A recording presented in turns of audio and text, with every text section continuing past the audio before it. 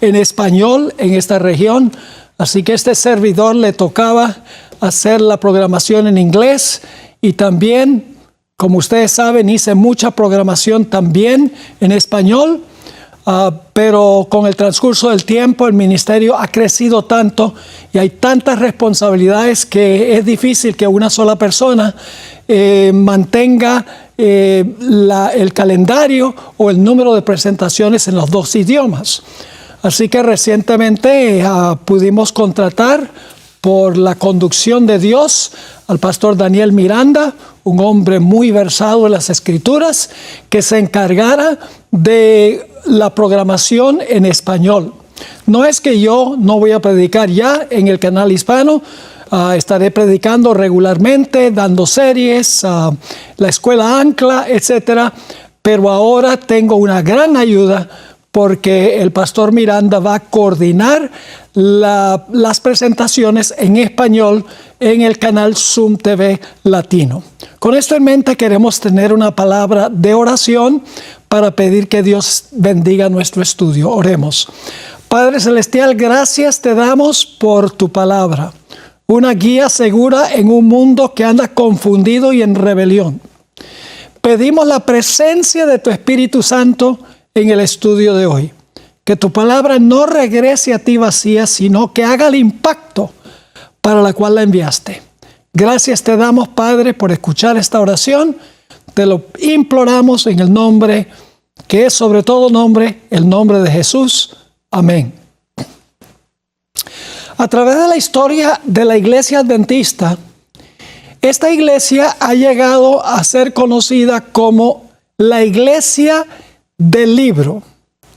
Aun cuando los adventistas creemos en el hecho de que la Biblia en su totalidad es importante, hay 3 libros de la Biblia que son particularmente importantes y significativos para la iglesia adventista. Esos libros son Daniel, Apocalipsis y el libro de Hebreos.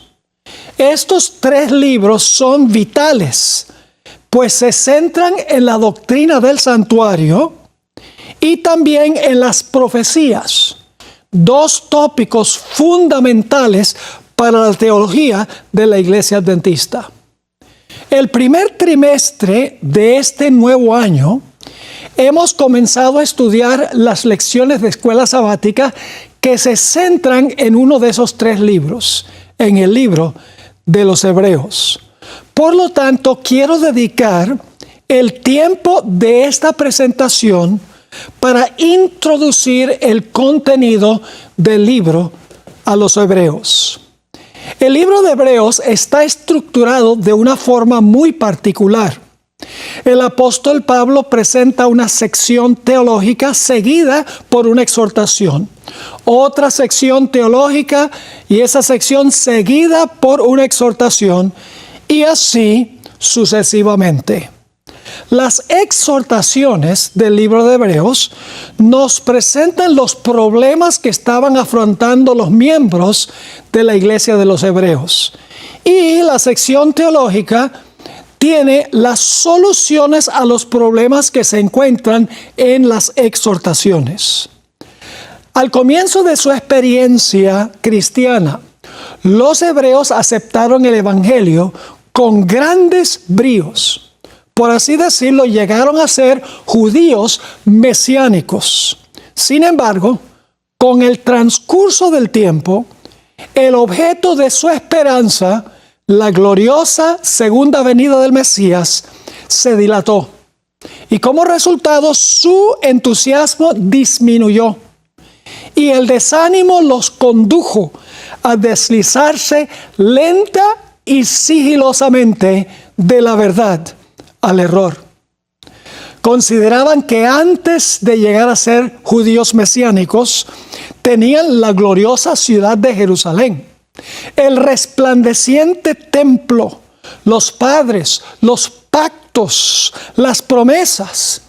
Pero después de llegar a ser cristianos, no afrontaban sino el odio de la gente y sufrían persecución, encarcelación y confiscación de bienes.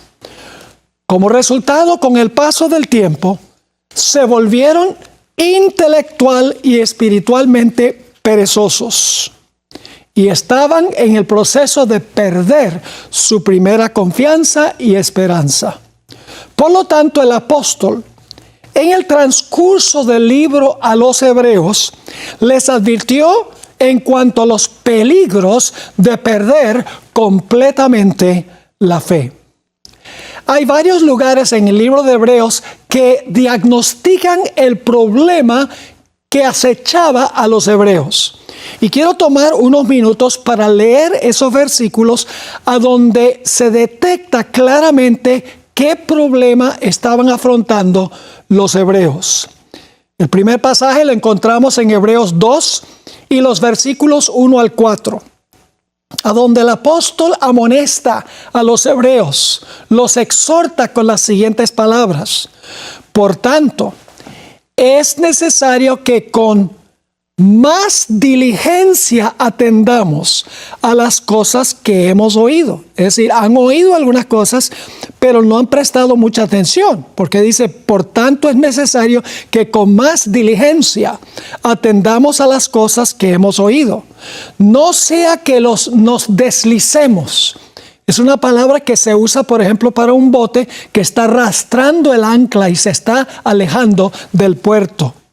Sigue diciendo el apóstol Pablo, porque si la palabra dicha por medio de los ángeles fue firme, y toda transgresión y desobediencia recibió justa retribución, ¿cómo escaparemos nosotros? ¿Ve? Que está hablando a los hebreos y se está incluyendo él. ¿Cómo escaparemos nosotros si descuidamos? Fíjense, el problema que tenían era que se estaban descuidando, no estaban prestando atención. Si descuidamos una salvación tan grande, ¿cómo escaparemos nosotros? Sigue diciendo, la cual habiendo sido anunciada primeramente por el Señor, nos fue confirmada por los que oyeron. Fíjense, Jesús habló las palabras primero, luego los mensajeros vinieron y se las impartieron a los hebreos. Nuevamente, la cual habiendo sido anunciada primeramente por el Señor, nos fue confirmada por los que oyeron. Y fíjense, confirmada con poder, porque dice, testificando Dios juntamente con ellos, es decir, con los mensajeros, con señales y prodigios y diversos milagros y repartimientos del Espíritu Santo según su voluntad. Es decir, la palabra fue con poder y con señales, demostrando que venía del Señor. Pero claramente el apóstol Pablo está diciendo que no estaban escuchando con diligencia. Se estaban deslizando, según dice el apóstol, y luego advierte, ¿cómo vamos a escapar nosotros si descuidamos una salvación tan grande? Empezamos a captar cuál era el problema que tenían los hebreos. El siguiente pasaje es Hebreos 3 y el versículo 12 al 14, donde dice el apóstol, mirad, hermanos, que no haya en ninguno de vosotros corazón malo de incredulidad. Incredulidad es falta de fe. Mirad, hermanos, que no haya en ninguno de vosotros corazón malo de incredulidad. Ahora escuchen, para apartarse del Dios vivo. Estaban apartándose. Versículo 13. Antes exhortaos los unos a los otros cada día, entre tanto que se dice hoy, para que ninguno de vosotros se endurezca por el engaño del pecado, porque somos hechos participantes de Cristo, con tal que retengamos firme hasta el fin nuestra confianza del principio. Fíjense nuevamente, no se endurezca su corazón malo de incredulidad. Exhórtense, no se aparten del Dios vivo. No permitan que ninguno se le endurezca el corazón por el engaño del pecado. Y luego los amonesta a mantener con firmeza hasta el fin la confianza que abrazaron al principio. Los siguientes versículos son Hebreos 6 y el versículo 11 y 12. Aquí nuevamente captamos el problema. Dice, pero deseamos que cada uno de vosotros muestre la misma solicitud, es decir, la misma solicitud que tuvieron al comienzo hasta el fin, para plena certeza de la esperanza, a fin de que no os hagáis perezosos. Fíjense, ya pereza espiritual había entrado. Para que no os hagáis perezosos, sino imitadores de aquellos que por la fe y la paciencia heredan las promesas. En Hebreos 12 y el versículo 3 dice lo siguiente: considerad a aquel que sufrió tal contradicción de pecadores contra sí mismo, para que vuestro ánimo no se canse hasta desmayar. Fíjense que su ánimo estaba decayendo y estaban por desmayar. El apóstol dice: no permitan que eso suceda. Noten Hebreos 12 y el versículo 12 y 13. Dice el apóstol: por lo cual fortaleced las manos caídas y las rodillas paralizadas, y haced sendas derechas para vuestros pies, para que lo cojo no se salga del camino, sino que sea sanado. Fíjense que estaban cojeando, estaban en peligro de salir del camino, las manos caídas y las rodillas paralizadas. El siguiente texto es Hebreos el capítulo 13 y el versículo 9, donde el apóstol escribió: no os dejéis llevar de doctrinas diversas y extrañas. Algunos estaban escurriendo aceptando doctrinas diversas y extrañas. Sigue: porque buena cosa es afirmar el corazón con la gracia, no con viandas que nunca aprovecharon a los que se han ocupado de ellas. Había que afirmar el corazón, porque el corazón estaba débil, se estaba escurriendo. Hebreos 10, 24 y 25 también diagnostica el problema. Algunos habían dejado de asistir a la iglesia, a las reuniones. Dice en Hebreos 10, 24 y 25: y considerémonos unos a otros para estimularnos al amor y a las buenas obras, no dejándola de congregarnos, como algunos tienen por costumbre, sino exhortándoos, y tanto más cuanto veis que aquel día se acerca. Les está diciendo: exhórtense los unos a los otros, anímense los unos a los otros, reúnanse, no abandonen la congregación. Algunos estaban tan desanimados que ya no estaban asistiendo a la iglesia. Hebreos 10 y el versículo 35 al 38 diagnostica el problema aún de una forma más clara y fuerte. Dice aquí el apóstol: no perdáis pues vuestra confianza. ¿Están captando cuál era el problema? No perdáis pues vuestra confianza, que tiene grande galardón, porque os es necesario la paciencia. Estamos sufriendo, hermanos y hermanas. Es necesaria la paciencia para que, habiendo hecho la voluntad de Dios, obtengáis la promesa. Porque aún un poquito, y el que ha de venir vendrá, y no tardará. Mas el justo vivirá por la fe. Y luego advierte: y si retrocediere, no agradará a mi alma. El último texto es Hebreos 10 y el versículo 39. El apóstol expresa de una forma anhelante: pero nosotros no somos de los que retroceden para la perdición, sino de los que tienen fe para preservación del alma. Y luego en Hebreos el capítulo 11 tenemos la lista de los héroes de la fe del Antiguo Testamento. Pablo dio Hebreos 11 con el fin de animar a los que estaban por perder la fe, con el ejemplo de los que habían manifestado fe en medio de grandes problemas y tribulaciones en el Antiguo Testamento. Les estaba diciendo: así como los héroes del pasado perseveraron a pesar de los obstáculos, perseveren ustedes también. No se rindan, no se desanimen, no se deslicen, no pierdan la fe. Ahora vamos a mirar más detenidamente Hebreos 5:11 hasta el capítulo 6 y el versículo 12, porque aquí el apóstol Pablo pone su dedo en el problema fundamental que tenían los hebreos.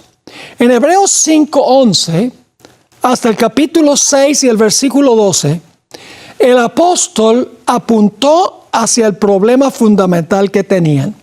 Y ese problema fundamental era que habían dejado de crecer. Debiendo ser ya adultos en su conocimiento de la verdad, eran todavía infantes. En Hebreos 1:1 hasta Hebreos 5 y el versículo 10, el apóstol Pablo había hecho un análisis profundo de la superioridad de Jesús sobre los ángeles, sobre Moisés, sobre Josué y sobre el sacerdocio levítico. Luego, en el versículo 11, repentina y abruptamente suspende su argumento teológico para expresar su frustración porque los hebreos no habían sido capaces de comprender las lecciones que él estaba procurando enseñarles. Leamos en cuanto a este problema que tenían los hebreos, que Pablo quería enseñarle las grandes profundidades del misterio de la piedad, y ellos no habían crecido espiritualmente, estaban todavía en la época de la niñez, ya debiendo ser adultos, y por lo tanto, cuando Pablo les presentaba estas cosas, y ellos decían, esto es muy difícil de entender. Noten Hebreos 5, 11 y 12. Dice, acerca de esto, tenemos mucho que decir. Él acaba de exponer que Cristo es mayor que los ángeles, mayor que Moisés, mayor que Josué, mayor que el sacerdocio levítico.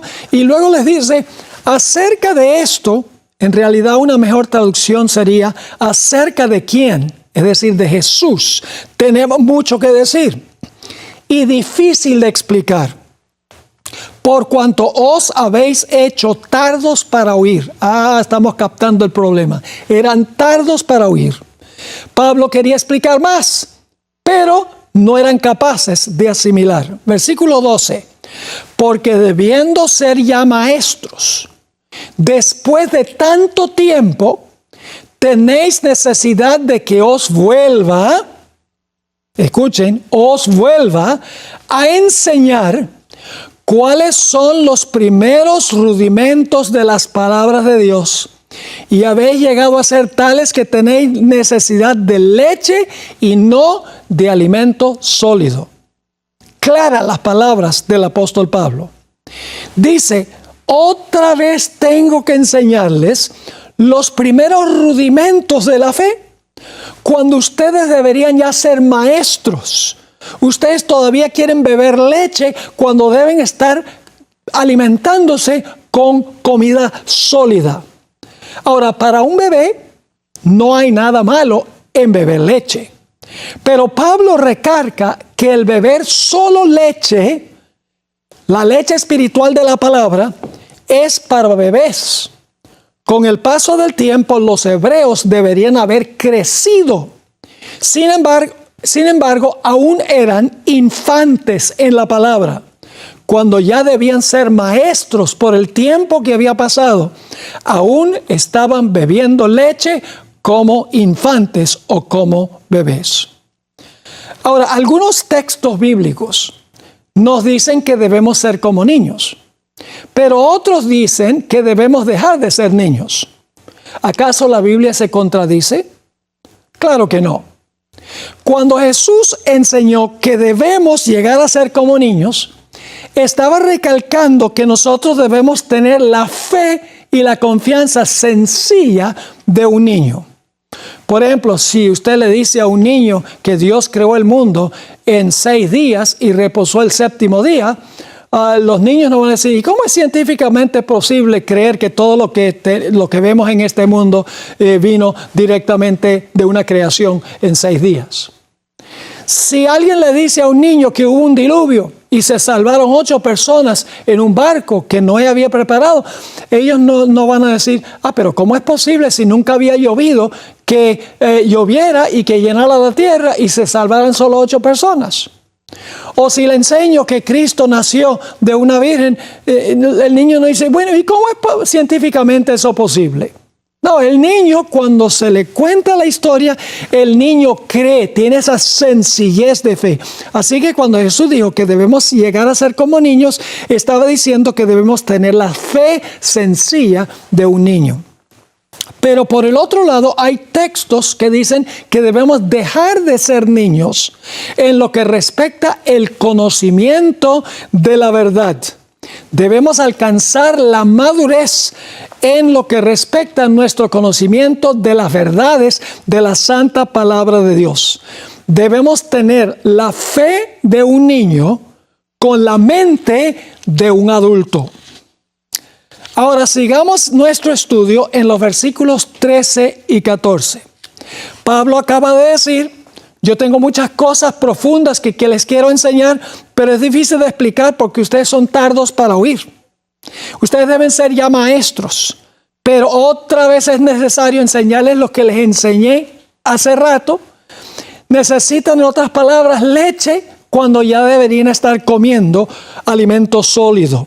Y ahora el apóstol en los versículos 13 y 14 dice, todo aquel que participa de la leche, es decir, de las enseñanzas más básicas de la fe, los ABC, por así decirlo, del cristianismo, es inexperto en la palabra de justicia, porque es niño.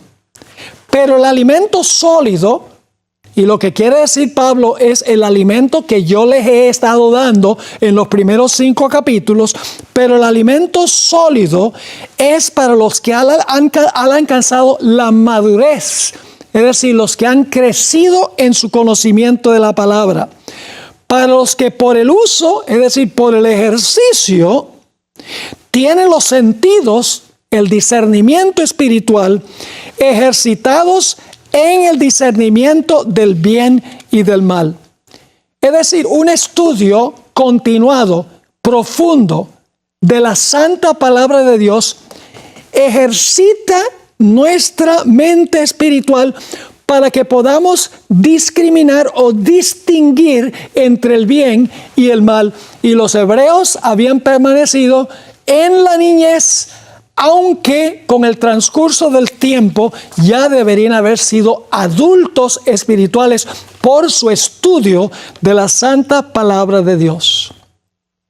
Luego, después de decir esto, después de decir el que participa en leche es inexperto en la palabra de justicia porque es un niño, pero el alimento sólido es para los que han crecido, para los que han alcanzado la madurez, los que por el uso que tienen de sus sentidos los ejercitan para distinguir entre el bien y el mal. Después de decir eso, entonces el apóstol explicó lo que quería decir por leche espiritual de la palabra. La leche, vamos a encontrar, simboliza las enseñanzas elementales de la Biblia, los ABC de la doctrina cristiana. Por así decir, la leche representa la etapa del kinder del cristiano. En Hebreos 6, 1 y 2, el apóstol Pablo definió lo que es leche. Dice así, por tanto, dejando ya los rudimentos de la doctrina cristiana, vamos adelante a la perfección. La palabra perfección ahí significa madurez.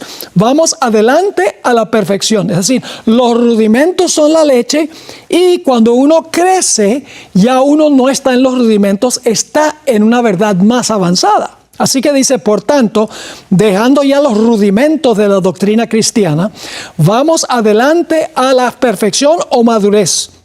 No echando otra vez el fundamento del arrepentimiento de obras muertas, de la fe en Dios, de la doctrina de bautismos, de la imposición de manos, de la resurrección de los muertos y del juicio eterno. Es decir, estas doctrinas básicas del cristianismo son la leche. Y el apóstol Pablo dice, ustedes no han progresado nada, no han crecido nada, todavía son bebés. Porque tengo que enseñarles otra vez las cosas fundamentales de la doctrina cristiana.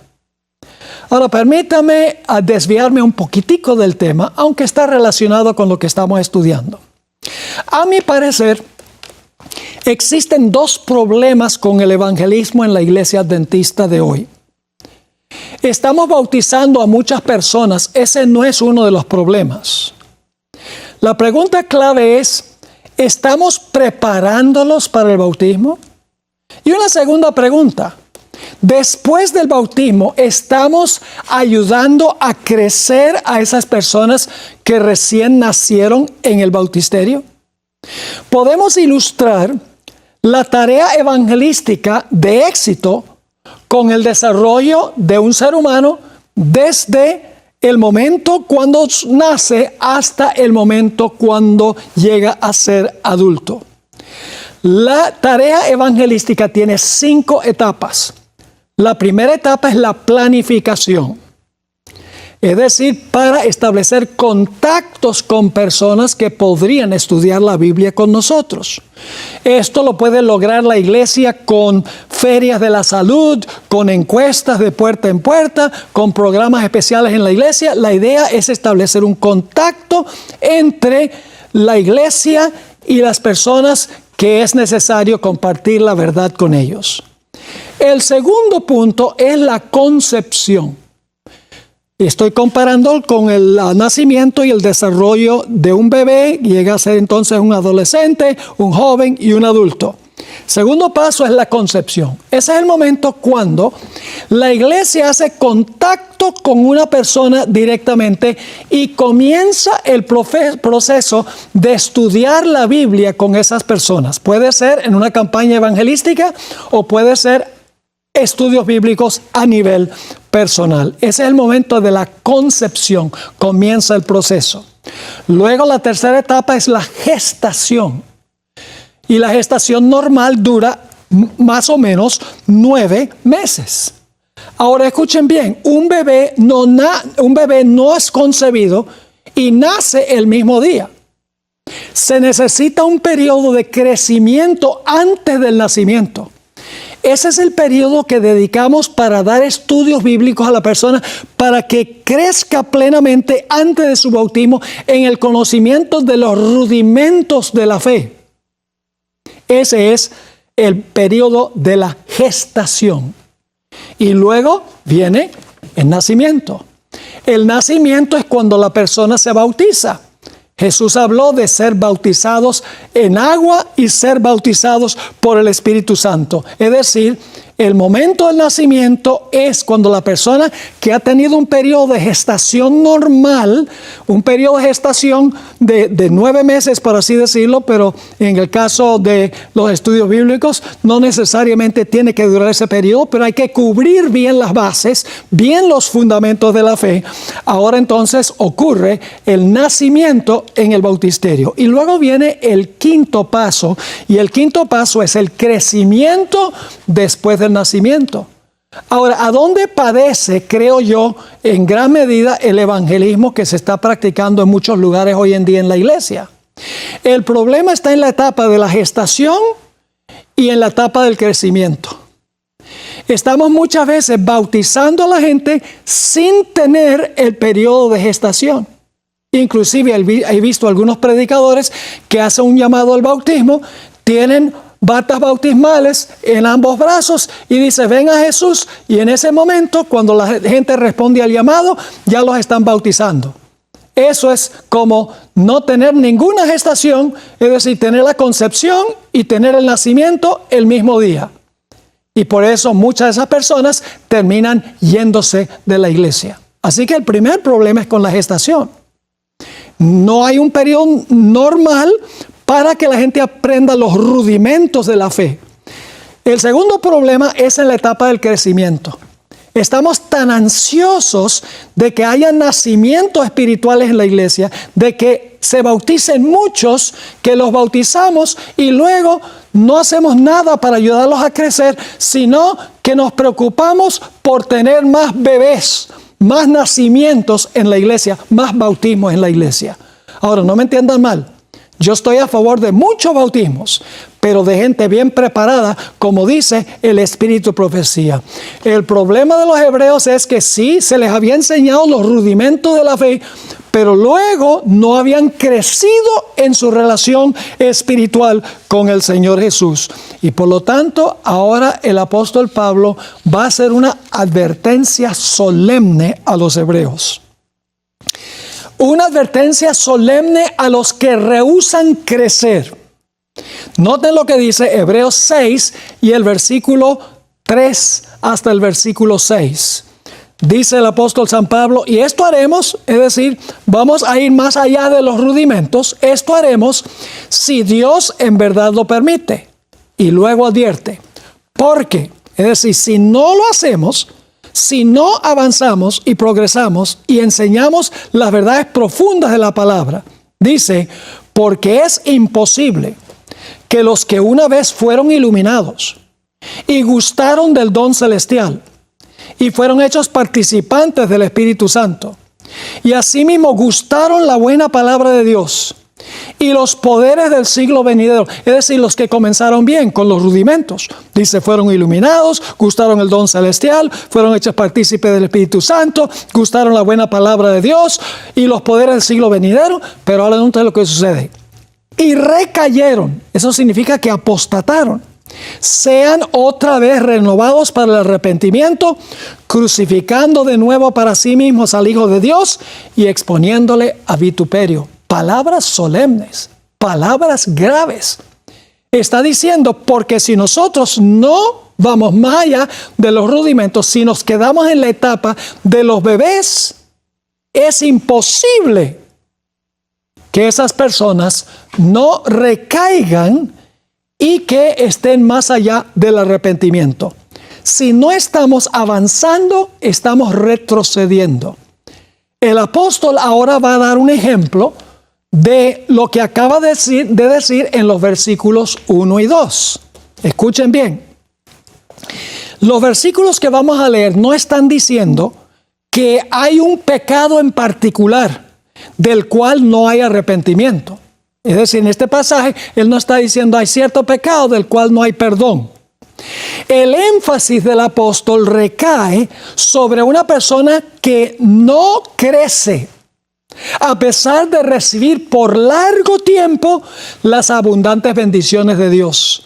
Noten lo que dicen los versículos 7 hasta el versículo 10. Ahora va a dar un ejemplo de lo que sucede cuando una persona recibe grandes bendiciones, comienza bien, pero luego no crece. Dice así, porque la tierra que bebe la lluvia temprana, yo agregué eso, temprana, es la lluvia que cae cuando uno se convierte, empieza el Espíritu Santo a obrar en la vida de esa persona. Porque la tierra que bebe la lluvia, que muchas veces cae sobre ella y produce hierba provechosa, aquellos por los cuales es labrada, recibe bendición de Dios. Es decir, si la verdad recae sobre la mente de la gente muchas veces y la gente produce buen fruto, maravilloso, recibe la bendición de Dios. Pero ¿qué de la otra cara de la moneda? Sigue diciendo en el versículo 8, pero la que produce espinos y abrojos, ha caído la lluvia continuadamente, pero está produciendo espinos y abrojos, es reprobada, está próxima a ser maldecida. Y su fin es el ser quemada. Es decir, el pecado que no tiene perdón es un largo proceso de no crecer espiritualmente. Y el resultado es que si no estamos avanzando, estamos retrocediendo. Sigue diciendo en el versículo 9 el apóstol Pablo con una palabra positiva, pero en cuanto a vosotros, oh amados, estamos persuadidos de cosas mejores y que pertenecen a la salvación, aunque hablamos así. Porque Dios no es injusto para olvidar vuestra obra y el trabajo de amor que habéis mostrado hacia su nombre, habiendo servido a los santos y sirviéndoles aún. La apostasía no ocurre de la noche a la mañana, queridos hermanos y amigos. Es el resultado de un largo proceso de indolencia, negligencia y letargo espiritual, a donde la persona no crece y por lo tanto es insensible a la voz del Espíritu Santo. El proceso finalmente, si se le deja continuar, termina con cometer el pecado que no tiene perdón, donde el Espíritu Santo habla y la persona ya no oye. Pablo acababa de trazar una profunda teología en los primeros 5 capítulos, mas sin embargo los hebreos eran torpes de oído y habían rehusado crecer. Elena White describió el problema que afrontaba a los hebreos. En la Review and Herald, yo busqué esta cita en español, pero no se encuentra en español, yo la traduje. Review and Herald, junio 16, 1903, ella escribió: Pablo no les podía hablar a los judíos conversos sobre el misterio de la piedad tan claramente como quería. Por causa de la debilidad espiritual y la falta de percepción de ellos, el apóstol no podía pronunciar la verdad que, si hubieran estado dispuestos a escucharla correctamente, con una comprensión inteligente, hubiera sido un sabor de vida para vida. Ellos, es decir, los hebreos, no sus instructores tenían la culpa. El entendimiento de ellos se había embotado. Se les habían concedido abundantes ventajas. La lluvia que cayó muchas veces.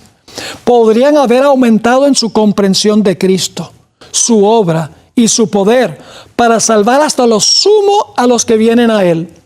Pero no habían avanzado hacia adelante y hacia arriba, mejorando así su oportunidad de aprender más y más en cuanto al Salvador. Su memoria era débil, porque no habían recibido por la fe las verdades que se les habían impartido. No podían retener en sus mentes las verdades esenciales para edificar con éxito el carácter. El apóstol Pablo les llama la atención señalando la culpa que tenían ellos en lo que había llegado a ser su enfermedad espiritual. Sus conceptos erróneos les habían dado un concepto indefinido y vago del poder que tenía Cristo para hacer de su pueblo una alabanza en la tierra. Ahora debemos preguntar: ¿será que la iglesia de hoy afronta los mismos problemas que tenían los hebreos? Algunos me han acusado a mí de enseñar cosas demasiado profundas y difíciles de entender. Si ustedes creen que lo que yo enseño es difícil de entender, tal vez no han leído los escritos del apóstol Pablo. Pero como ustedes saben, el apóstol Pedro dijo que Pablo escribió algunas cosas difíciles de entender. Pero Pedro no le echó la culpa a Pablo, sino que dijo que los inconstantes e indoctos torcían para su propia perdición. El problema real es que nos hemos convertido hoy en día en cristianos perezosos. Todo lo queremos masticado. Los medios de comunicación y la televisión han arruinado nuestro deseo de estudiar a profundidad la palabra de Dios y resolver los asuntos difíciles que contiene esa palabra. En un mundo de ajetreo, a donde lo emocionante impera, hay poco interés en estudiar concienzudamente la santa palabra de Dios. Hace unos años me invitaron para predicar en la ciudad de Birmingham, England. Birmingham, Inglaterra. Era un congreso de jóvenes. Otro invitado para predicar en ese congreso fue Clifford Goldstein, el que escribió las lecciones de escuela sabática del trimestre pasado. Un día hablaba yo con él y le pregunté en cuanto a su libro 1844 Hecho Simple, publicado en 1988, que causó un gran impacto en la iglesia, simplificó la forma de entender Daniel 8 y el versículo 14. Me dijo: el libro ha despertado mucho interés. Se han hecho varias publicaciones del libro. Luego le pregunté sobre un libro que se publicó en el año 2004 también de él. No sé si se ha traducido al español, posiblemente sí. En inglés se llama Graffiti en el lugar santísimo. Una obra apologética defendiendo la doctrina adventista del santuario, 1844, y la purificación del lugar santísimo del santuario. Y le pregunté, ¿cómo ha sido el interés por esa obra? Y ahora cito lo que él me dijo. Me dijo, ya la gente no tiene interés en estos temas como antes. En 16 años, nada más, había cambiado el interés de la gente en estos temas sobre Daniel y Apocalipsis y sobre el santuario. Hace varios años, George Knight, conocido mundialmente por la Iglesia Adventista, escribió un libro con un título muy interesante. El libro se llama La visión apocalíptica y la castración del adventismo. ¿Estamos borrando nuestra relevancia? En este libro, Knight lamentó cuán lejos nos hemos extraviado los adventistas del séptimo día de nuestras raíces proféticas. Hemos llegado a ser espiritualmente flojos, laodicenses. Podemos captar el letargo que tenemos por la asistencia paupérrima al culto de oración los miércoles en la iglesia. La gente hoy en día desea escuchar cosas agradables, meriendas espirituales, historias. Desean cultos que apelan a sus emociones más que a sus intelectos. Es mucho más fácil ver un drama o un show de marionetas que luchar y profundizar para entender los grandes temas que contiene la santa palabra de Dios. Dios nos ha llamado a dejar la etapa de la niñez, a desarrollar nuestro intelecto al máximo para que podamos distinguir entre el bien y el mal y así afrontar las grandes seducciones de Satanás en estos últimos días. Elena White escribió en cuanto al poder que tiene la palabra de Dios, poder transformador. En el tomo 5 de los Testimonios, página 23, ella escribió, la influencia educativa de la Biblia no tiene rival. Nada impartirá tanto vigor a todas las facultades como requerir que los estudiantes capten las estupendas verdades de la revelación. La mente gradualmente se adapta a los temas en los que se le permite concentrarse. Si se ocupa solo de asuntos comunes, es decir, de todos los días, excluyendo los temas importantes y elevados, se entorpece y debilita. ¿Qué se entorpece y se debilita? La mente, si se dedica solamente al internet, a textear, a lo que dicen los medios sociales, a lo que dice la televisión, la mente se entorpece y debilita. Luego dice, si nunca se le elige luchar con problemas difíciles o dilatarse para comprender verdades importantes, perderá la mente después de un tiempo su capacidad de crecer. Y cuando pierde su capacidad de crecer, después de recibir grandes bendiciones del Señor, el resultado finalmente es la apostasía. En otro lugar, la hermana White escribió en cuanto a algunos maestros y predicadores que estaban recomendando leer las obras literarias de los tales llamados sabios de la tierra. Ella escribió las siguientes palabras. Esta la busqué en español, no la encontré, así que la traduje. Fundamentals of Christian Education, página 172. Ella escribió lo siguiente: los que creen la verdad para este tiempo, es decir, la verdad presente, deben rechazar a los autores que enseñan la infidelidad, es decir, que minan nuestra fe.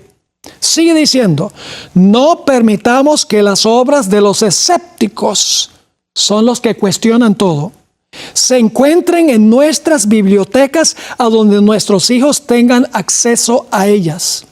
Que los que, ahora va a citar Hebreos 6, que los que gustaron de la buena palabra de Dios y los poderes del siglo venidero Ya no consideren que sea necesario para tener una buena educación, tener un conocimiento de los escritos de aquellos que niegan la existencia de Dios y tratan con vituperio su santa palabra. No les den cabida a los agentes de Satanás, pues no hay nada que pueda justificar sus obras, es decir, las obras de los incrédulos y escépticos. No hay nada que pueda justificar sus obras. Una cosa limpia no puede salir de lo que no es limpio. Todos los días recibimos aquí en The Secrets Are Sealed y Zoom TV correos electrónicos, llamadas telefónicas, cartas alusivas a los eventos impactantes que están ocurriendo en el mundo financiero, el mundo político, el mundo social y el mundo religioso, para indicar que la venida de Cristo está cercana. Pero no es suficiente, hermanos y hermanas, saber que estas cosas están ocurriendo. No es suficiente conocer que el mundo se está desbaratando. Para mantenernos firmes, tenemos que fortalecer nuestras mentes con las verdades profundas de la santa palabra de Dios. Elena White escribió en Mensajes Selectos, tomo 2, página 444, las siguientes palabras. Hablando de la iglesia adventista, nuestro pueblo ha sido considerado demasiado insignificante para ser digno de notar. Pero ocurrirá un cambio.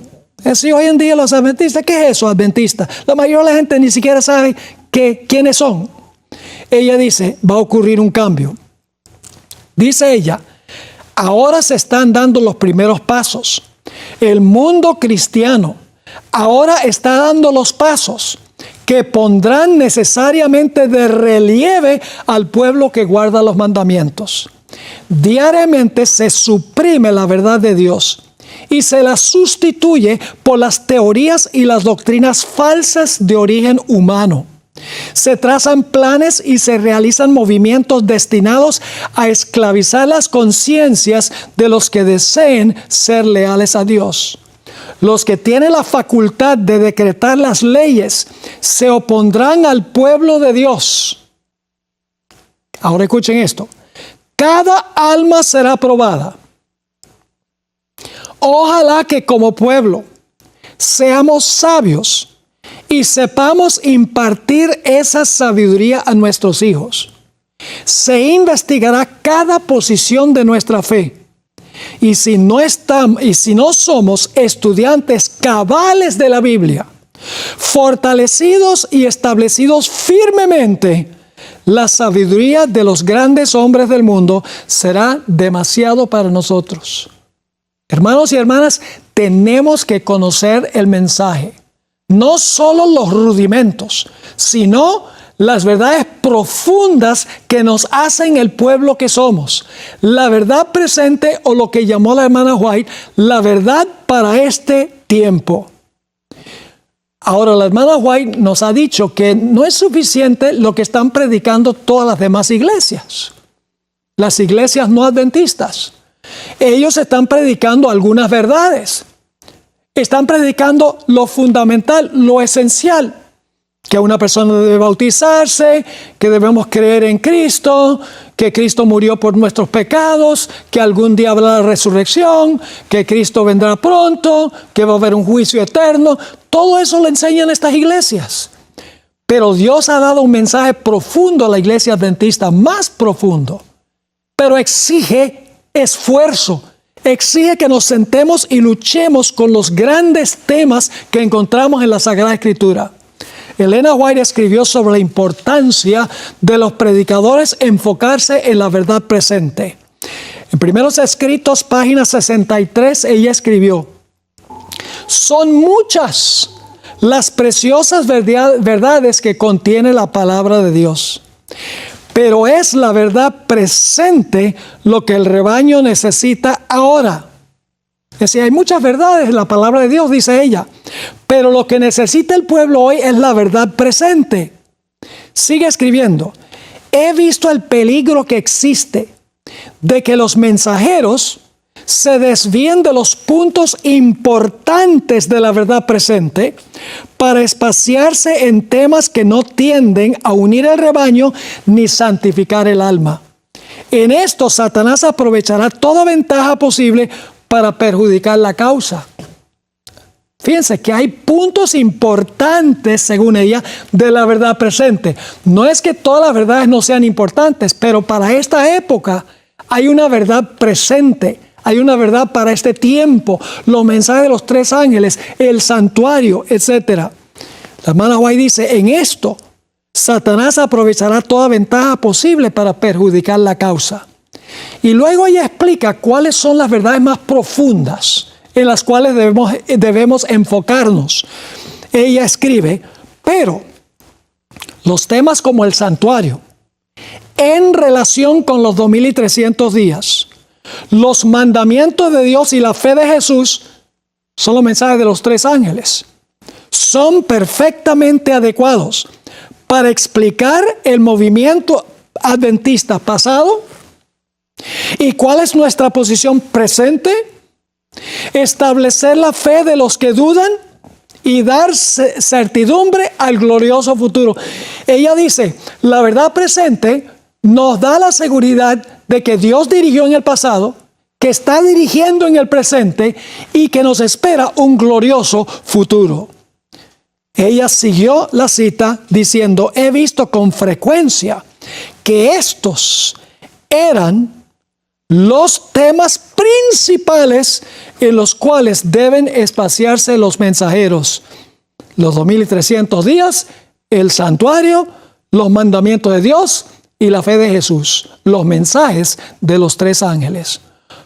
Y luego el apóstol Pablo termina este pasaje de exhortaciones en Hebreos 6:9 diciendo, pero en cuanto a vosotros, oh amados, estamos persuadidos de cosas mejores, es decir, esperamos cosas mejores de ustedes y que pertenecen a la salvación, aunque hablamos así. Ahora, hace una semana comenzamos un nuevo año. Así que quiero concluir nuestro tema de hoy dándoles un desafío. Un desafío para que ustedes den una respuesta positiva a lo que yo he presentado. Porque una cosa es decir, bueno, siéntense a estudiar la verdad presente, y es otra cosa darles una metodología para que lo hagan. Ahora, ¿cuál es la metodología? Bueno, quiero compartir con ustedes primero unas estadísticas. El mejor comentario bíblico, a mi parecer, que jamás se haya escrito, se encuentra en los 5 libros que conocemos como la serie del conflicto. ¿Qué es la serie del conflicto? Son Patriarcas y Profetas, Profetas y Reyes, Deseado de todas las gentes, Hechos de los Apóstoles y el conflicto de los siglos. Es un comentario bíblico completo. Desde la caída de Satanás en el cielo, desde el origen del mal en el cielo, hasta que Satanás y el pecado y los impíos sean destruidos finalmente y Dios haga cielos nuevos y una tierra nueva.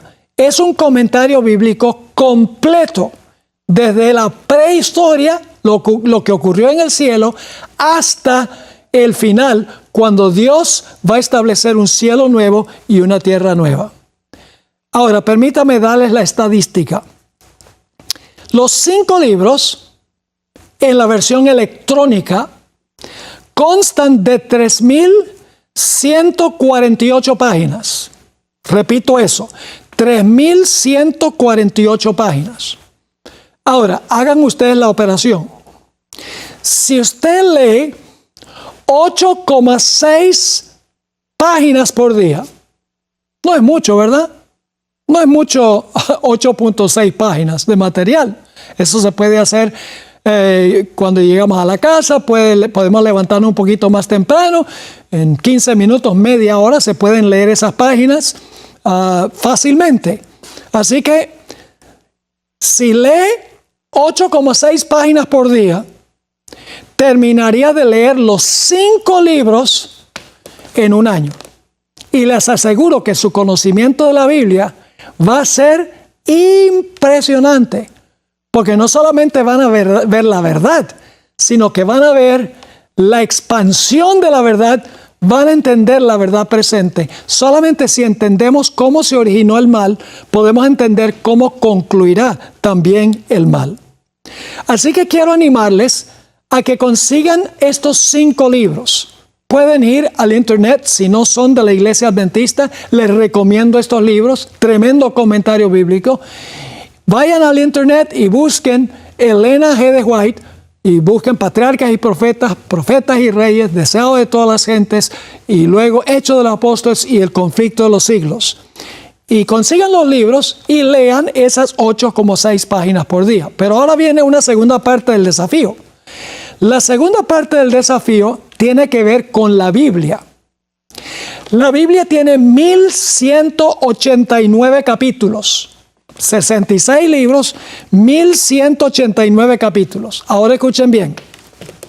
Si ustedes leen 3,25 capítulos por día, 3 capítulos y algo por día, terminaría de leer toda la Biblia en un año. Así que en un año pueden terminar de leer los 5 libros de la serie del conflicto y pueden terminar de leer todos los capítulos de la Biblia.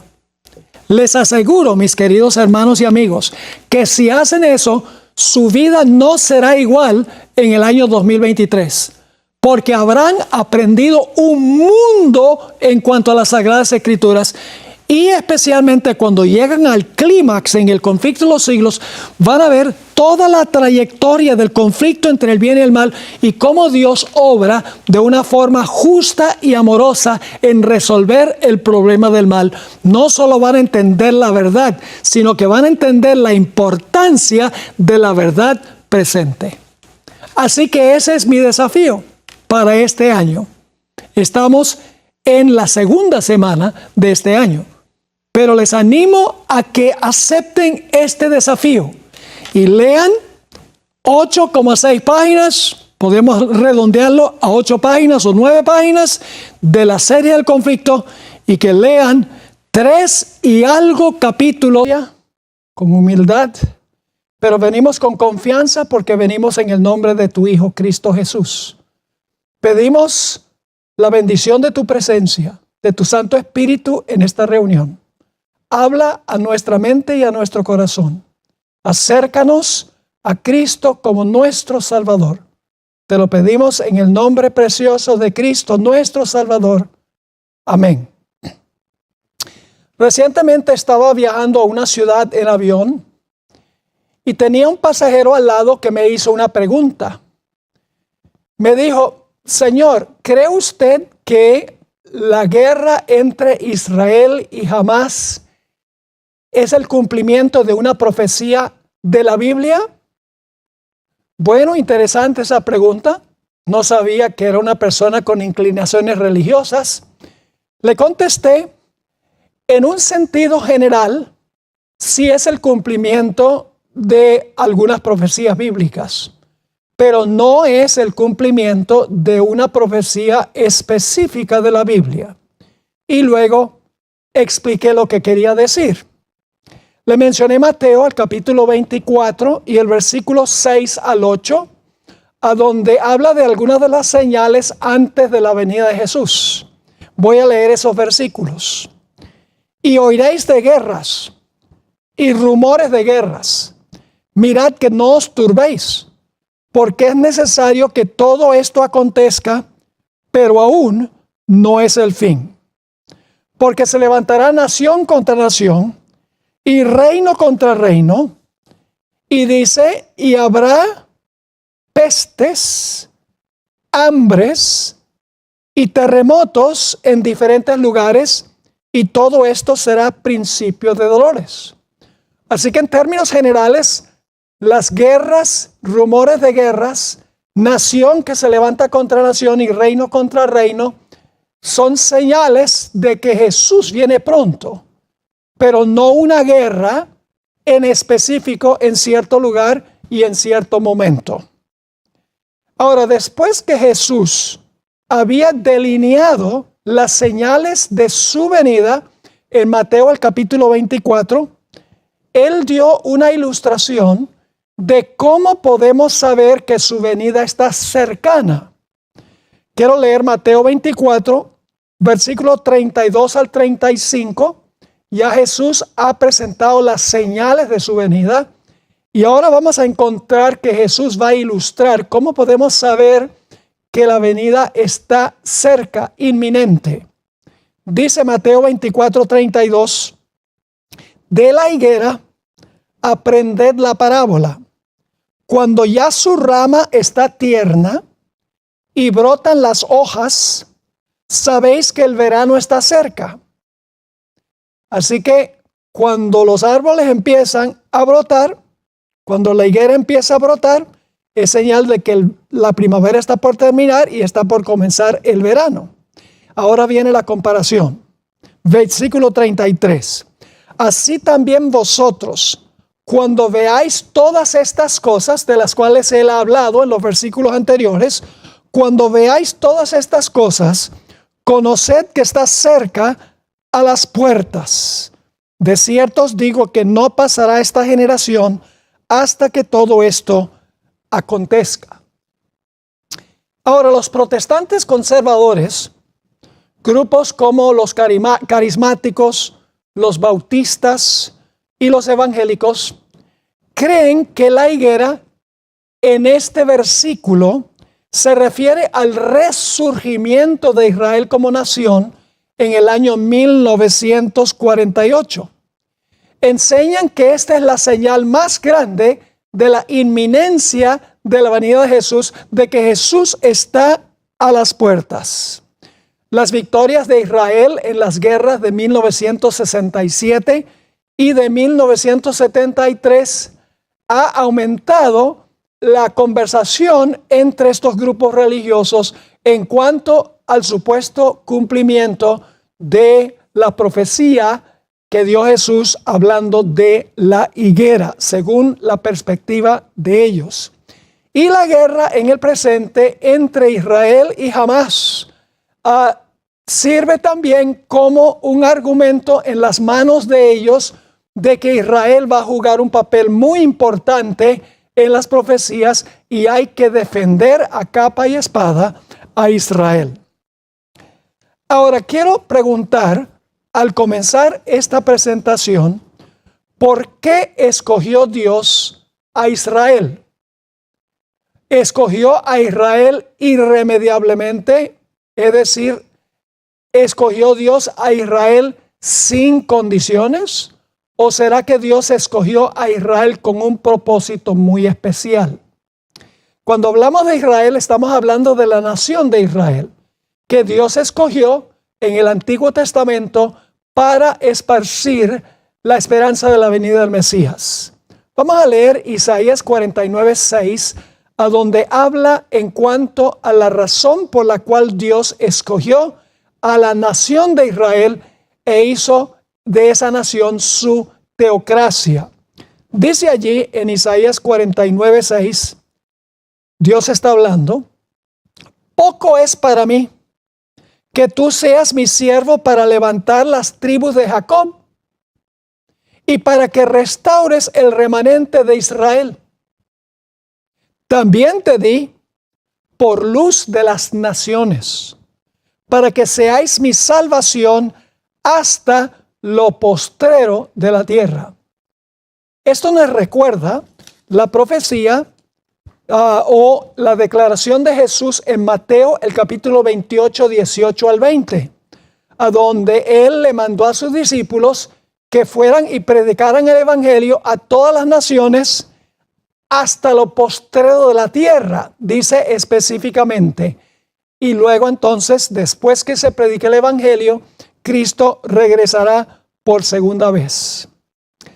Ahora, en primer lugar, debemos reconocer que la higuera, al igual que la viña, se asocian con el pueblo literal de Israel en el Antiguo Testamento.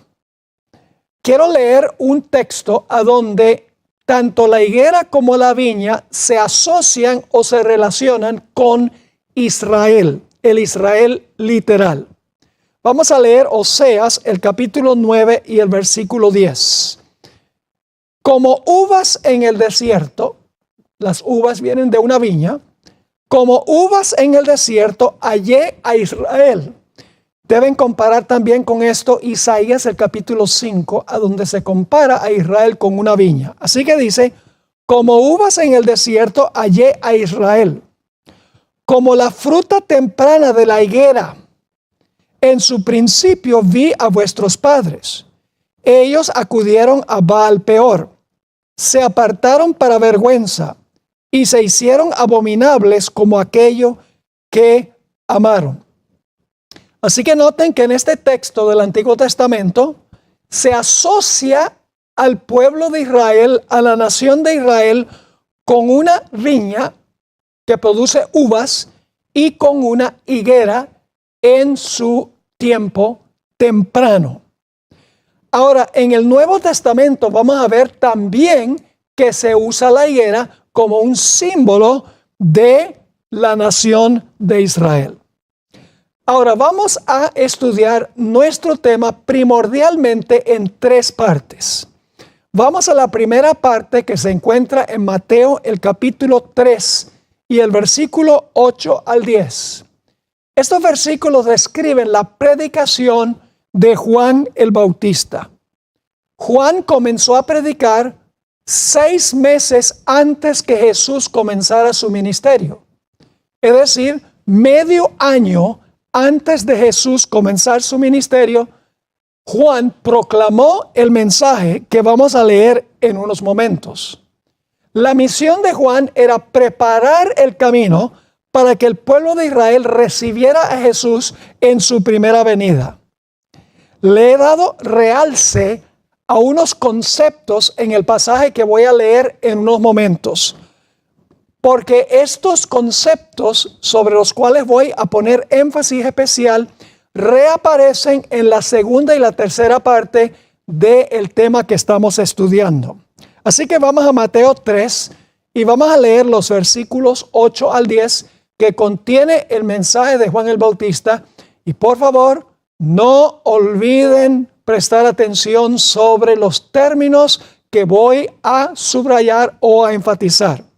Dice así, Juan el Bautista: haced pues frutos, no olviden esa palabra, frutos. Haced pues frutos dignos de arrepentimiento. Recuerden la palabra arrepentimiento. Y no penséis decir dentro de vosotros mismos, Abraham tenemos por padre. Recuerden eso también. Abraham tenemos por padre. Porque yo os digo que Dios puede levantar hijos a Abraham aún de estas piedras. Paremos un momento allí. Cuando Juan el Bautista se refirió a piedras, no está hablando de piedras literales que estaban ahí en el suelo. La Espíritu Profecía nos dice en el Deseado de todas las gentes, página 82, que Juan el Bautista se estaba refiriendo a los gentiles que habían venido al bautismo de Juan, porque soldados romanos también vinieron al bautismo de Juan. En otras palabras, Juan el Bautista estaba diciendo, Dios puede levantar hijos de Abraham aún de estos gentiles que están parados aquí. Más adelante vamos a ver cómo un gentil puede ser judío, según la definición bíblica. Ahora, sigue diciendo el pasaje en el versículo 10, y ya también el hacha, recuerden eso, el hacha es para cortar árboles. El hacha está puesta a la raíz, no olviden la palabra raíz, muy importante, de los árboles, no olviden la palabra árboles. Por tanto, todo árbol que no da buen fruto, ahí está otra palabra clave, es cortado, no olviden esa palabra, y echado en el fuego, no olviden que es echado en el fuego. Ahora ustedes van a ver por qué razón es que estoy enfatizando estas frases y estos conceptos, estas palabras del mensaje de Juan el Bautista, que él proclamó 6 meses, medio año antes de comenzar el Señor Jesucristo su ministerio. Ahora queremos ir a la segunda etapa, a donde aparece el árbol. Vamos a notar Lucas 13, 1 al 9. Y mientras ustedes están buscando Lucas 13, 1 al 9, Quiero mencionarles que Jesús contó esta parábola, según los eruditos, cuando habían pasado 2 años y medio de su ministerio. Es decir, entre cuando comenzó a predicar Juan el Bautista y cuando Jesús contó la parábola, habían pasado 3 años. Medio año la predicación de Juan el Bautista, 2 años y medio del ministerio de Jesús, 3 años. Es importante eso por una referencia que encontramos en esta parábola de Jesús. Ahora vamos a desempacar esta parábola de Cristo en Lucas 13, 1 al 9. Nuevamente vamos a encontrar al árbol y muchos conceptos parecidos a lo que mencionamos sobre el mensaje de Juan el Bautista. Comencemos en el versículo 1. En este mismo tiempo estaban allí algunos que le contaban acerca de los Galileos, cuya sangre Pilato había mezclado con los sacrificios de ellos. Respondiendo Jesús les dijo: ¿pensáis que estos Galileos, porque padecieron tales cosas, eran más pecadores que todos los Galileos? Os digo, no. Antes, si no os arrepentís, ahí está una palabra clave. Juan el Bautista llamó al arrepentimiento. Jesús dice, si no os arrepentís, todos pereceréis igualmente, como sucedió, dicho sea de paso, con la higuera. Sigue diciendo en el versículo 4, o aquellos 18 sobre los cuales cayó la torre en Siloé y los mató, ¿pensáis que eran más culpables que todos los hombres que habitan en Jerusalén? Os digo, no. Antes, si no os arrepentís, recuerde que le está hablando a un grupo de judíos, la palabra arrepentimiento nuevamente muy importante. Antes, si no os arrepentís, todos pereceréis igualmente. Y ahora Jesús va a ilustrar lo que él está diciendo en estos versículos. Si ustedes no se arrepienten, van a perecer. Jesús va a contar una parábola. Y la parábola se encuentra en el versículo 6. Digo también esta parábola. Yo voy a interpretar los términos a medida que vamos avanzando. Tenía un hombre, es un símbolo de Dios el Padre. Tenía un hombre una higuera que representa la nación de Israel, que Dios escogió para esparcir el mensaje, plantada en su viña. La viña representa el mundo a donde deben ministrar los judíos de la época de Jesús y en el Antiguo Testamento. Y vino a buscar fruto. Ya vimos eso en el mensaje de Juan el Bautista. Viene a buscar fruto en un árbol, en una higuera. Interesante. Sigue diciendo, y no lo halló. Es decir, el árbol no tenía ni un solo fruto. La higuera no tenía ni un solo fruto. Ahora el dueño de la viña, que representa a Dios el Padre, está un poco descontento porque esa higuera no ha dado fruto. Y en el versículo 7 encontramos la reacción del dueño de la viña cuando habla con el viñador, que es Cristo Jesús. Versículo 7. Y dijo al viñador, este es Jesús, he aquí hace 3 años, qué interesante, paremos un momentico allí. Cuando Jesús contó la parábola, ¿cuántos años habían pasado entre Juan el Bautista y cuando Jesús contó la parábola? 3 años. Así que dijo al viñador, he aquí hace 3 años que vengo a buscar fruto en esta higuera y no lo hallo. Y luego dice, córtala. ¿Recuerdan que Juan el Bautista dijo, es cortado el árbol si no produce fruto? Interesante. Así que dice, córtala. ¿Para qué inutiliza también la tierra? La tierra representa la tierra de Israel, donde estaba la higuera, el pueblo de Israel, que no había producido ni un solo fruto durante los primeros 3 años de la proclamación del mensaje en cuanto a la misión del pueblo de Israel. Y luego entonces el versículo 8. Él entonces respondiendo le dijo, Es decir, el viñador ama la viña. Y por lo tanto, él le va a decir al dueño, Señor, déjala todavía este año. ¿Por qué dice hasta este año? ¿Cuánto tiempo faltaba del ministerio de Jesús? Bueno, cuando contó la parábola eran 2 años y medio.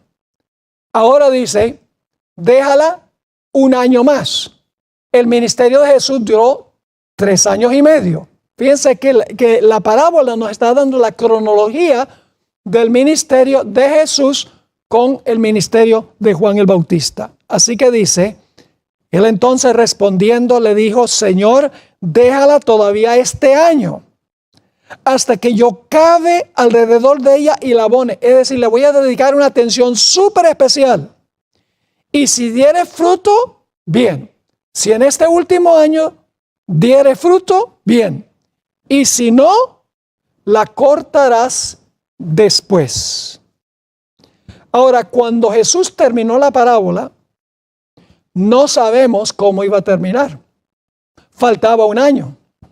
No sabemos si durante ese año la higuera iba a producir fruto o no. Claro, nosotros en el siglo XXI sabemos lo que ocurrió durante ese año. Pero cuando Jesús contó esta parábola, la respuesta estaba en suspenso. ¿Será que la higuera va a producir o no va a producir fruto? No lo sabemos. Pasa algo similar a lo que encontramos en la historia del hijo pródigo. En realidad el pródigo era el que se quedó en casa, es decir, el hermano mayor. Cuando la parábola del hijo pródigo termina en suspenso, porque el padre trata de razonar con el hijo mayor y no dice si el hijo mayor aceptó los argumentos del padre o no, quedó en suspenso. El hijo mayor representa a la nación judía, porque el hijo mayor decía, yo te he servido todos estos años, yo merezco mucho más que mi hermano. Los judíos pensaban que como ellos habían recibido muchas bendiciones, merecían más recompensa que los demás. Ahora entonces vamos a la etapa número 3 de este árbol, del cual habló Juan y del cual habló el Señor Jesucristo. Mateo 21, 18 al 20 contiene lo que dice la Biblia sobre la etapa número 3. Aquí vamos a ver si la higuera produjo fruto o no durante ese último año.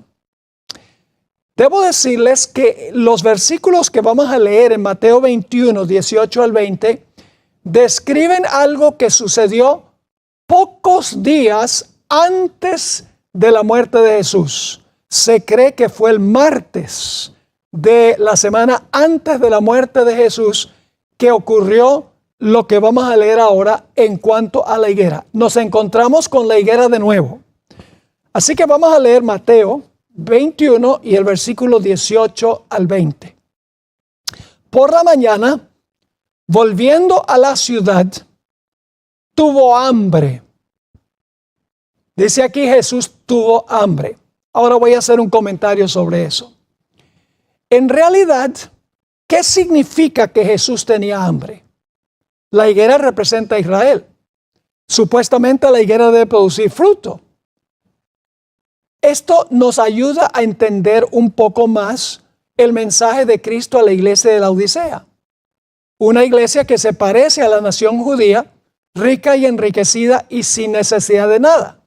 ¿A qué horas llega el testigo fiel a la puerta para tocar la puerta?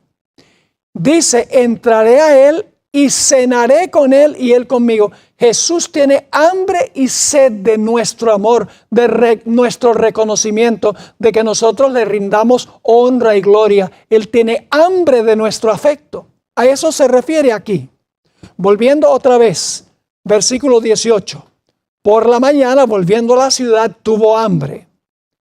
Y viendo una higuera, otra vez el árbol, viendo una higuera cerca del camino, vino a ella y no halló nada en ella, sino hojas solamente.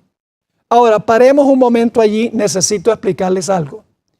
Y es que la higuera, y yo vivo en California, a donde hay bastantes higueras, la higuera primero le sale el fruto y luego entonces le salen las hojas anunciando que la higuera tiene fruto. Es decir, si este árbol tenía hojas, también debía tener frutos, porque los frutos salen primero. Pero Jesús llega a esta higuera, tiene hambre, tiene deseos de que Israel lo alimente con su afecto, con su amor, pero cuando llega a la higuera no encuentra nada sino hojas. Y la hermana White describe que era un árbol frondoso, un árbol lindo, lleno de hojas, un árbol ostentoso pero sin fruto. Como Israel tenía el templo, tenía los pactos, tenía la ciudad dorada de Jerusalén, tenía todas las bendiciones y ventajas. Ahora sigue diciendo en el versículo 19, y viendo una higuera cerca del camino, vino a ella y no halló nada en ella, sino hojas solamente. Y le dijo, nunca jamás nazca de ti fruto. Eso suena más o menos muy definitivo, ¿verdad? Nunca jamás nazca de ti fruto. Y luego se secó la higuera. No dice cómo se secó. Para eso tenemos que ir a otro evangelio. Así que dice, luego se secó la higuera. Viendo esto los discípulos decían maravillados, ¿cómo es que se secó enseguida la higuera? Es decir, se secó inmediatamente. Ahora, el pasaje en el Evangelio según San Marcos nos ayuda a entender un poco más lo que pasó con la higuera. Marcos 11, versículo 12, dice, al día siguiente, cuando salieron de Betania, tuvo hambre. Y viendo de lejos una higuera que tenía hojas, fue a ver si tal vez hallaba en ella algo. Pero cuando llegó a ella, nada halló sino hojas. Ahora hay una frase que tengo que explicar. Pues no era tiempo de higos. ¿Qué significa eso, que no era tiempo de higos? Pues la hermana White explica que en ese lugar había otras higueras, había otros árboles de higos. Y esos árboles no tenían hojas. Ella dice que los árboles sin hojas representan a los gentiles. No habían recibido grandes bendiciones. Ellos, según los judíos, no tenían mucha esperanza de salvación. Pero el pueblo judío había recibido muchísimas bendiciones. Para el pueblo de Israel se esperaba fruto para ese tiempo. Para los gentiles no, porque ellos todavía no habían recibido la plenitud del mensaje del evangelio. Así que sigue diciendo, pero cuando llegó a ella nada halló sino hojas, pues no era tiempo de higos. Entonces Jesús dijo a la higuera, nunca jamás coma nadie fruto de ti. Y lo oyeron sus discípulos. Suena bastante definitivo eso. Nunca jamás coma nadie fruto de ti. Ahora, necesitamos ir a los versículos 20 y 21 del mismo capítulo 11 de Marcos, a donde nos dice cómo se secó la higuera. Algunos dirán, bueno, se secaron las hojas, pero la higuera continuó viviendo. No fue así. Dice en el versículo 20, y pasando por la mañana, vieron que la higuera se había secado desde las raíces. Entonces Pedro, acordándose, le dijo, maestro, mira, la higuera que maldijiste se ha secado. Cuando un árbol se seca desde las raíces, ese es el fin. Ya no hay esperanza para ese árbol. Ahora, no me entiendan mal. La nación de Israel tiene derecho a existir como nación. Pero ya no es el vehículo que Dios usa para llevar el evangelio al mundo. Hoy en día Él usa a la iglesia cristiana global para proclamar el evangelio. Judíos literales, individuos, ciertamente pueden aceptar a Cristo y pueden recibir la salvación. Pero la nación judía ya no es el vehículo de Dios para llevar el evangelio al mundo. Ahora, es muy interesante que una parábola de Jesús que se encuentra también en el Evangelio según San Mateo, dice allí que en el año 70, la nación judía que fue cortada cuando Esteban fue apedreado, fue quemada con fuego. Como había mencionado Juan el Bautista, que el árbol que no produce fruto es cortado y echado en el fuego. Pero también vimos que la viña se asocia con el pueblo de Israel. Así que vamos a notar una parábola que contó Jesús sobre la viña. Se encuentra en Mateo 21 y el versículo 33 al 46. Mateo 21, 33 al 46. Y voy a interpretar a medida que avanzamos. Dice así: oíd otra parábola. Hubo un hombre, padre de familia, ese es un símbolo de Dios el Padre, el cual plantó una viña, que es el pueblo de Israel, la cercó de vallado, que es la ley de Dios, cavó en ella un lagar y edificó una torre. La torre es el templo. Y la arrendó a unos labradores que son los dirigentes de la nación judía, y se fue lejos, es decir, regresó al cielo. Versículo 34.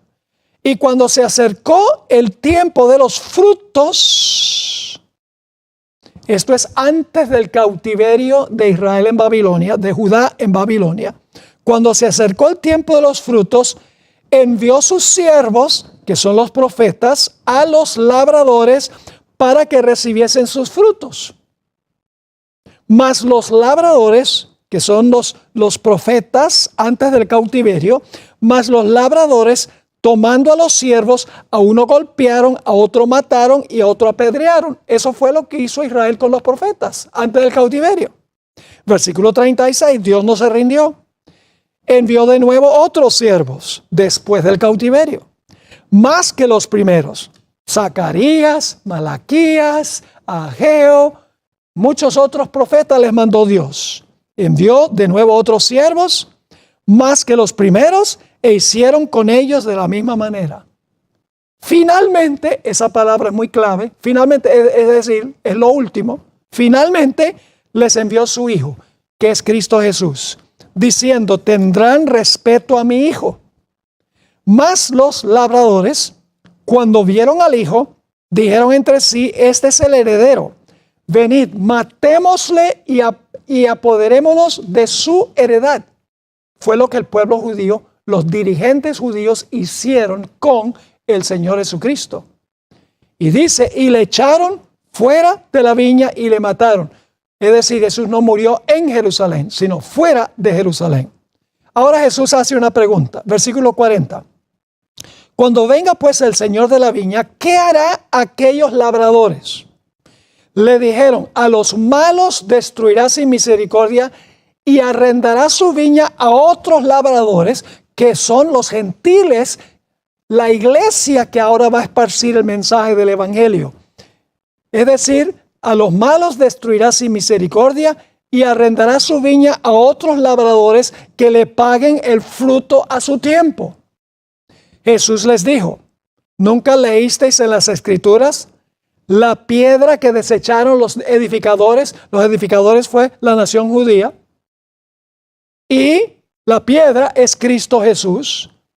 Ha venido a ser cabeza del ángulo, hablando de Cristo.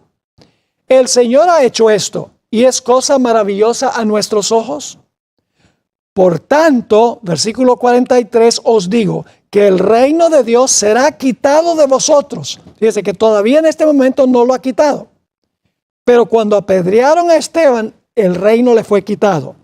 Así que dice: por tanto os digo que el reino de Dios será quitado a vosotros y será dado a gente, la palabra griega ethne, que se usa para los gentiles en el Nuevo Testamento. Así que dice: será dado a gente que produzca los frutos de él. El que cayere sobre esta piedra será quebrantado, es decir, será convertido si cae sobre la roca Cristo Jesús. Pero luego advierte: y sobre quien ella cayere, sobre quien caiga la roca, le desmenuzará. Y oyendo sus parábolas, los principales sacerdotes y los fariseos entendieron que hablaba de ellos. Pero al buscar cómo echarle mano, temían al pueblo porque éste le tenía por profeta. Ahora volvamos a Mateo 24 para determinar si el retoñar de la higuera representa el renacimiento milagroso de la nación de Israel en el año 1948. Mateo 24, 32 y 33 nos dice que el retoñar de la higuera es solo una de las muchas señales del pronto regreso de Jesús. Es decir, la totalidad de las señales, no solo la higuera, indican que la venida de Jesús está a las puertas. Vamos a leer Mateo 24 y el versículo 32 y 33 para captar eso. Dice, de la higuera aprended la parábola. Cuando ya su rama está tierna y brotan las hojas, sabéis que el verano está cerca.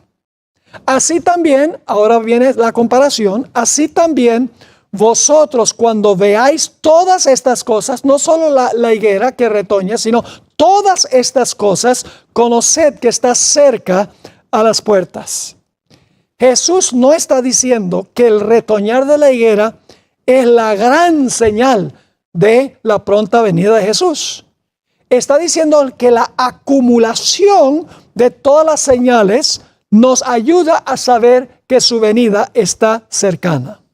Además, el pasaje paralelo de Lucas 21 y el versículo 29 al 31 nos proporciona detalles adicionales que nos ayudan a entender qué fue lo que quiso decir Jesús.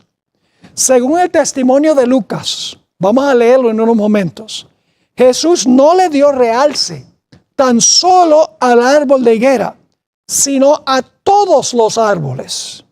Jesús dijo, cuando veáis que sucedan estas cosas, plural, no singular, esta cosa con el árbol, sino estas cosas, todas las señales de Mateo 24, sabed que su venida está cerca. Parafraseando lo que dijo Jesús, cuando vean que la higuera y todos los árboles retoñan, sabed que el verano está cerca. Asimismo, cuando veáis todas estas señales, sabed que el reino está cerca. Vamos a leer los versículos. También les dijo una parábola, Lucas 21, 29, también les dijo una parábola. Mirad la higuera y todos los árboles, que no es solamente la higuera, todos los árboles, cuando ya brotan, plural, viéndolo, sabéis por vosotros mismos que el verano está ya cerca. Así también vosotros, cuando veáis que suceden estas cosas, no solo la higuera, estas cosas, sabed que está cerca el reino de Dios. Ahora vamos a Juan 1, 43 al 48, a donde está hablando del primer encuentro de Natanael, uno de los discípulos, con Jesús. Hay un detalle muy interesante aquí. Vamos a leer empezando en el versículo 43. El siguiente día quiso Jesús ir a Galilea y halló a Felipe y le dijo, sígueme. Y Felipe era de Betsaida, la ciudad de Andrés y Pedro. Felipe halló a Natanael y le dijo, hemos hallado a aquel de quien escribió Moisés en la ley, así como los profetas, a Jesús, el hijo de José de Nazaret. Natanael le dijo, ¿de Nazaret puede salir algo bueno? Era una ciudad muy corrompida. Es decir, al principio Natanael dice, ¿será que puede salir algo bueno de allí? Le dijo Felipe, ven y ve. Versículo 47. Cuando Jesús vio a Natanael que se le acercaba, dijo de él, he aquí un verdadero israelita en quien no hay engaño. Le dijo Natanael, ¿de dónde me conoces? Respondió Jesús y le dijo, antes que Felipe te llamara, cuando estabas debajo de la higuera, te vi. Qué detalle interesante. Jesús le dice a Natanael, este es un judío o es un israelita verdadero o genuino. Y Natanael está debajo de una higuera que representa al pueblo de Israel. Ahora, el hecho de que hay israelitas verdaderos significa que también hay israelitas falsos. En realidad, la palabra que se usa, la palabra verdadero en el griego significa genuino o real. Se podría traducir, este es un real israelita, este es un genuino israelita. Significa que hay israelitas que no son genuinos. Ahora, ¿por qué le dijo Jesús a Natanael que él era un israelita genuino? El versículo 49 nos proporciona la respuesta. Natanael era genuino, un israelita genuino, porque confesó que Jesús era el Hijo de Dios, el Rey de Israel, a pesar de que venían de la ciudad malvada de Nazaret. ¿Qué es entonces un israelita genuino? Es uno que confiesa que Jesucristo es el Hijo de Dios, es Rey de Israel, es el Mesías. Note que Natanael, y recalco este punto, era un israelita genuino y estaba bajo una higuera que era símbolo de Israel. De modo que tenemos en el mismo sitio el símbolo y lo que el símbolo representa. El verdadero israelita está bajo el símbolo que representa a Israel. Ahora vamos en nuestro siguiente pasaje a Juan 8, 37 al 45. Es un pasaje bastante largo, pero muy significativo. Aquí vamos a encontrar que Jesús distingue un israelita genuino de un israelita que no es israelita en el sentido espiritual. Empezamos leyendo en el versículo 37. Jesús le dice a ese grupo de judíos a quienes les está hablando: sé que sois descendientes de Abraham. Es decir, yo sé que ustedes descienden literalmente, físicamente de Abraham. Pero, ahora viene el pero procuráis matarme, porque mi palabra no haya cabida en vosotros. Yo hablo lo que he visto cerca del Padre, eso está hablando de su Padre Celestial, y vosotros hacéis lo que habéis oído acerca de vuestro Padre. Es decir, Jesús le dice, ustedes tienen también un Padre, pero va a ser sorpresivo lo que va a decir Jesús. Versículo 39. Respondieron y le dijeron, nuestro Padre es Abraham. Jesús les dijo, ahora viene, noten que Jesús no reconoce que son hijos de Abraham. Si fueseis hijos de Abraham, las obras de Abraham haríais. Es decir, si ustedes fueran hijos de Abraham, en verdad, ustedes harían las obras que hizo él. Versículo 40. Pero ahora procuráis matarme a mí, hombre que os he hablado la verdad, la cual he oído de Dios. ¿No hizo esto Abraham? Es decir, ustedes dicen que son hijos de Abraham, pero su carácter y su espíritu es lo contrario de Abraham. Abraham vio mi día y se gozó, según el versículo 56, pero ustedes lo que quieren es matarme. ¿Cómo dicen que son hijos de Abraham? Sigue diciendo, versículo 41.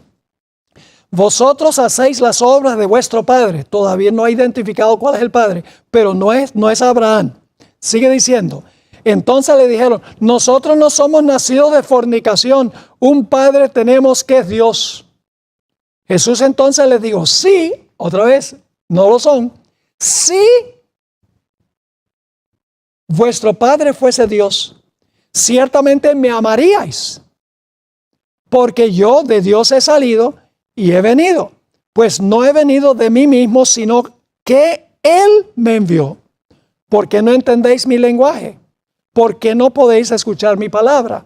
Ahora Jesús va a ser muy políticamente incorrecto. Dice, vosotros sois de vuestro padre el diablo. Ustedes no son hijos de Abraham, porque ustedes tienen un carácter, un espíritu completamente distinto que Abraham. Dice, vuestro padre el diablo. Y los deseos de vuestro padre queréis hacer. Desde que Jesús nació, Satanás quería acabar con él, quería matarlo. Él ha sido homicida desde el principio y no ha permanecido en la verdad, porque no hay verdad en él. Cuando habla mentira, de suyo habla, porque es mentiroso y padre de mentira. Y a mí, porque digo la verdad, no me creéis. En este pasaje, Jesús niega que los judíos literales que lo rechazan como Salvador son hijos genuinos de Abraham. Más bien los identifica como hijos del diablo. En cierto sentido, eran hijos de Abraham, literalmente, físicamente. Pero en otro sentido, espiritualmente, no. El apóstol Pablo, un judío de los judíos, entendió esto también. Vamos a leer algunos textos que escribió el apóstol San Pablo. Romanos 2, 28 y 29. Aquí el apóstol Pablo define lo que es un verdadero, genuino judío. Dice en el versículo 28 de Romanos 2, pues no es judío el que lo es exteriormente. Es decir, hay judíos que son judíos exteriores que no son judíos. Sigue diciendo, pues no es judío el que lo es exteriormente, ni es la circuncisión la que se hace exteriormente en la carne, sino que es judío el que lo es en lo interior. Y la circuncisión es la del corazón, en espíritu, no en letra, la alabanza del cual no viene de los hombres, sino de Dios. El que ha sido convertido por el Espíritu Santo, dice el apóstol Pablo, ese es un verdadero judío. No el que lo es meramente exteriormente, el que vive de acuerdo a la letra y no de acuerdo al espíritu. Noten también Romanos el capítulo 9 y los versículos 6 al 8. Romanos 9, 6 al 8. Dice el apóstol Pablo, no que la palabra de Dios haya fallado, porque no todos los que descienden de Israel son israelitas. Imagínese usted decirle a una persona, yo sé que tú eres israelita, pero no eres israelita. Eso es lo que está diciendo Pablo. Sigue diciendo, no que la palabra de Dios haya fallado, porque no todos los que descienden de Israel son israelitas, ni por ser descendientes de Abraham son todos hijos. Interesante. Sino en Isaac te será llamada descendencia, porque Isaac era el progenitor del Mesías. Sigue diciendo el versículo 8, esto es, no los que son hijos según la carne, es decir, físicamente, son los hijos de Dios, sino que los que son hijos según la promesa son contados como descendientes. Y luego tenemos Gálatas 3, 26 al 29, donde nuevamente el apóstol Pablo define qué es ser simiente de Abraham. Es unirse con Cristo Jesús como Salvador personal, como lo hizo Natanael. Dice en Gálatas 3, 26, pues todos sois hijos de Dios por la fe en Cristo Jesús. ¿Cómo somos hijos de Dios? Por la fe en Cristo Jesús. Porque todos los que habéis sido bautizados en Cristo, de Cristo estáis revestidos. Cuando nos bautizamos, Jesús nos viste con el manto de su justicia, en otras palabras. Versículo 28, ya no hay judío ni griego, no hay esclavo ni libre, no hay varón ni mujer, porque todos vosotros sois uno en Cristo Jesús. Y si vosotros sois de Cristo, ciertamente linaje de Abraham sois y herederos según la promesa. Un verdadero judío es el que está en Cristo, espiritualmente hablando. Ahora, el apóstol Pablo escribió un poco sobre su nota biográfica en Filipenses el capítulo 3 y el versículo 3 al 8. Él era miembro del Sanedrín, tenía un futuro brillante en el judaísmo, pero echó todo a un lado por amar a Cristo Jesús. Vamos a leer su autobiografía que él mismo da. Sigue escribiendo, porque nosotros somos la circuncisión, los que en espíritu servimos a Dios, no según la letra, sino el espíritu. Y nos gloriamos en Cristo Jesús, no teniendo confianza en la carne como tenían los judíos. Somos hijos de Abraham y vivían conforme a la letra de la ley, pero no conforme al espíritu de la ley. Versículo 4. Porque yo también, dice Pablo, tengo de qué confiar de la carne. Si alguno piensa que tiene de qué confiar en la carne, yo más. Circuncidado el 8º día, del linaje de Israel, de la tribu de Benjamín, hebreo de hebreos, en cuanto a la ley fariseo, en cuanto al celo perseguidor de la iglesia, en cuanto a la justicia que es en la ley irreprensible. ¡Wow! Parece estar jactándose. Pero noten el versículo 7. Pero cuantas cosas eran para mí ganancia, las he estimado como pérdida por amor de Cristo. Y ciertamente aún estimo todas las cosas como pérdida por la excelencia del conocimiento de Cristo Jesús mi Señor, por amor del cual lo he perdido todo y lo tengo por basura para ganar a Cristo. La nación judía todavía rechaza al Señor Jesucristo como su Mesías. ¿Cómo puede ser que aún rechazando a Cristo como el Mesías, en 1948 Dios lo restauró en cumplimiento de la profecía nuevamente a su tierra? El plan de Dios para la nación judía ha terminado. Ahora, la guerra entre Israel y Hamás es una cosa terrible. Es una guerra que tiene mucha historia. Va atrás hasta el tiempo de cuando Abraham tuvo a Ismael. Es decir, es algo que ha durado milenios. Es algo terrible. Uno no se pone de un lado ni tampoco se pone del otro lado. Porque en ambos casos mucha gente ha perecido fuera de Cristo Jesús en esa guerra. Mucha gente inocente. Pero la nación judía ya no es el vehículo de Dios para llevar el mensaje al mundo. Es decir, no son Israel en el sentido espiritual de la palabra. Ahora quiero terminar leyéndoles un pasaje del Espíritu de Profecía, donde la hermana White habla de la tierra de Israel, lo que hoy la gente llama Tierra Santa. Antes de eso, quiero decirles que toda esta interpretación de que Dios restauró a Israel en 1948 y Dios va a defender a la nación de Israel de todos sus enemigos, y entonces va a haber un rapto de la iglesia y va a haber una persecución de los judíos y se va a reconstruir el templo de Jerusalén, se va a sentar alguien bien malévolo allí. Todo eso, todo ese concepto es una falsificación de las profecías. Porque las profecías nos dicen que los enemigos de la iglesia no están allá en el Medio Oriente, los enemigos del pueblo de Dios están en Roma y lo que finalmente será en los Estados Unidos también. Mientras que toda esta interpretación profética de los evangélicos y los carismáticos y los bautistas apunta los ojos de la gente al Medio Oriente, en realidad se cumple la profecía en el occidente y nadie ve el cumplimiento porque están mirando a donde no es. Ahora quiero leerles la cita. ¿Cuántos no son los que piensan que sería bueno pisar la tierra de la vieja Jerusalén? Que su fe se fortalecería significativamente al visitar los lugares a donde el Salvador vivió y murió. Pero la vieja Jerusalén nunca será un lugar sagrado hasta que sea purgado por el fuego refinador del cielo. La más oscura mancha de culpa yace sobre la ciudad que rechazó la luz de Cristo. ¿Queremos andar en los pasos de Jesús? No nos es necesario buscar los caminos en Nazaret, Betania y Jerusalén. Hallaremos los pasos de Jesús en el lecho del enfermo, al lado de la humanidad sufriente, en los tugurios de los empobrecidos y angustiados. Podremos andar en sus pasos al confortar a los sufrientes y al hablar palabras de esperanza y consuelo a los deprimidos.